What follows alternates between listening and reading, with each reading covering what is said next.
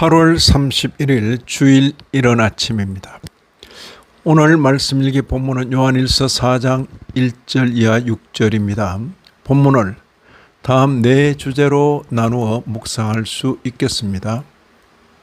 첫째는 1절 이하 6절 영분별, 둘째는 영분별에 대한 말씀은 어제 오늘 일이 아니다.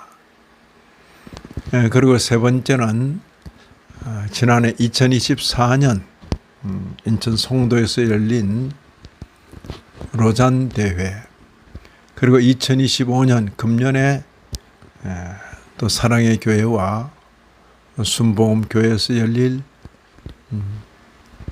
WEF 세계 복음주의 연맹과 관련된 내용입니다. 8월 마지막 날입니다. 요한 서신 중에서 중요한 한 대목을 묵상하고자 합니다. 사도는 영적 현상이라고 다 믿지 말고 반드시 분별하도록 권합니다. 서로 다른 영들이 있기 때문입니다. 사도는 그 당시 시대 정신과 관련하여 분별 지침을 말합니다. 당시는 영적 세계를 중시하고 물질 세계를 경시하였습니다. 심지어 물질 세계를 죄악시하였습니다. 소위 영지주의적 이원론이 지배했던 시대입니다.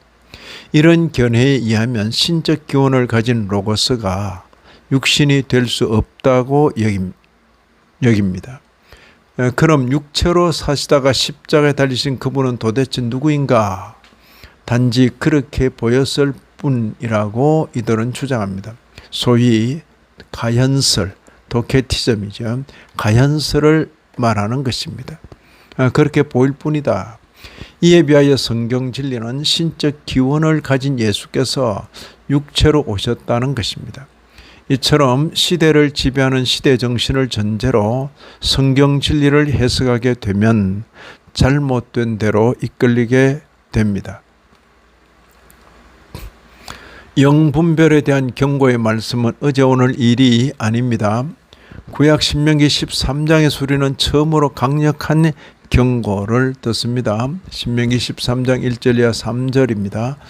너희 중에 선지자나 꿈꾸는 자가 일어나서 이적과 기사를 네게 보이고 그가 네게 말한 그 이적과 기사가 이루어지고 너희가 알지 못하던 다른 신들을 우리가 따라 섬기자고 말할지라도 너는 그 선지자나 꿈꾸는 자의 말을 청종하지 말라. 5절에도 그런 선지자나 꿈꾸는 자는 죽이라. 자비가 없는 강력한 경고입니다. 다음으로 구약 중에서 강력한 경고는 유다 멸망기의 선지자 예레미야에게서 듣게 됩니다. 예레미야 23장 25절 26절에 보면 내 이름으로 거짓을 예언하는 선지자들의 말에, 이때 내 이름은 여호와의 이름이죠. 내가 꿈을 꾸었다고 말하는 것을 내가 들었노라. 거짓을 예언하는 선지자들이 언제까지 이 마음을 품겠느냐?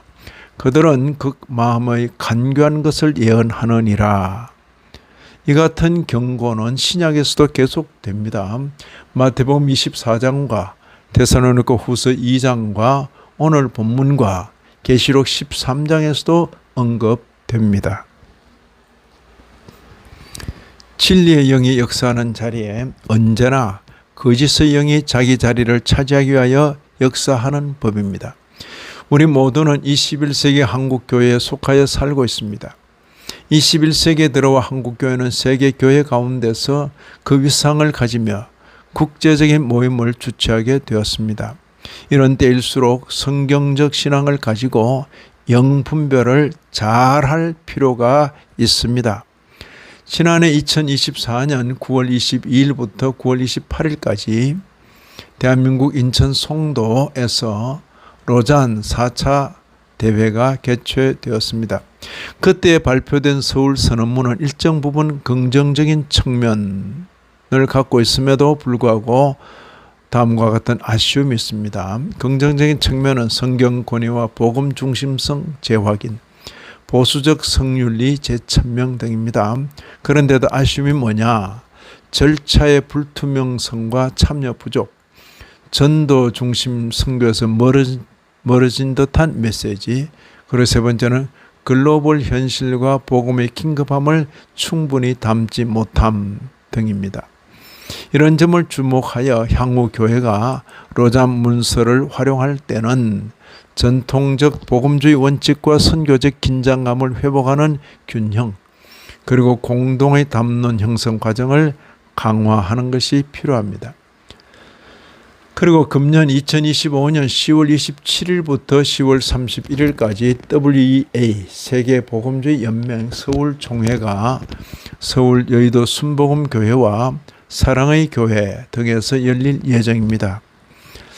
이에 대해 벌써부터 우려의 목소리가 들리고 있습니다. 정통개혁신학 입장에서 2025년 WEA 서울 총회는 복음의 순수성과 교리적 확고함을 지키는가라고 묻고 있습니다. 또한 한국교회의 대표성과 절차적 정당성을 확보하고 있는가, 또한 교회 분열을 예방하는 방향으로 진행하고 있는가 등의 기준 아래 엄격하게 평가될 것입니다. 만약 신뢰 가능한 재검토가 이루어지지 않고 의도치 않게 교리적 혼란이나 교회 분열을 일으킨다면 참여를 자제하거나 적어도 공적 반성과 정통교리 회복을 위한 조건적 참여, 그리고 철저한 신학적 검증이 요구될 수 있습니다. 이런 말씀을 읽는 우리로서는 다시 한 번 더 영적 분별에 대하여 생각하게 됩니다. 다양한 영적 흐름들이 겉모양을 바꾸어가며 일어날 것인데 본질을 잘 살펴서 영적 현상에 대하여 잘 분별하며 신앙의 정로를 걸어가야 하겠습니다. 우리 모두 영적 현상을 분별하면서 사랑받은 자로서 사랑하며 살아야 하겠습니다. 지난 한 달 동안 요한계시록의 말씀과 요한서신의 말씀으로 우리를 풍성하게 먹여주신 삼위 하나님께 감사를 드립니다. 말씀에 함께 하신 모든 분들에게 삼위 하나님의 크신 은혜가 더하시기를 진심으로 기원합니다.